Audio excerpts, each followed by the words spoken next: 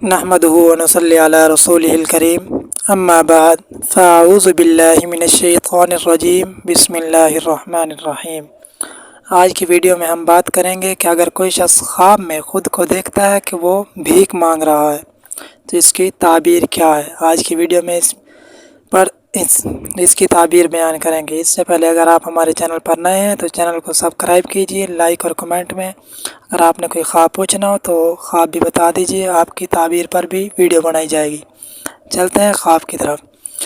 تو خواب کے مشہور امام جو ہیں تعبیر الرؤیا کے علامہ ابن سیرین رحمۃ اللہ علیہ، وہ فرماتے ہیں کہ اگر کوئی شخص دیکھے کہ وہ بھیک مانگتا ہے اور لوگوں سے کچھ طلب کرتا ہے، دلیل ہے کہ اس کو خیر و منفعت حاصل ہوگی، اور یہ شخص جو ہے وہ ہر ایک کے ساتھ مزے کی زندگی جو ہے وہ بسر کرے گا، لیکن لوگ جو ہوں گے وہ اس کو ملامت کریں گے، لوگ اس کے مخالف ہوں گے، لوگ اس کو برا بھلا کہیں گے۔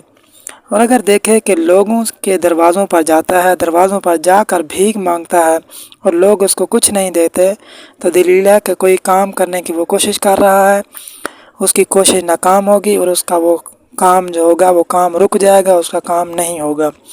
حضرت جعفر صادق رحمۃ اللہ علیہ نے فرمایا کہ خواب میں جو انسان بھیک مانگتا ہے، یہ بھیک مانگنا 4 وجہ پر ہوتا ہے۔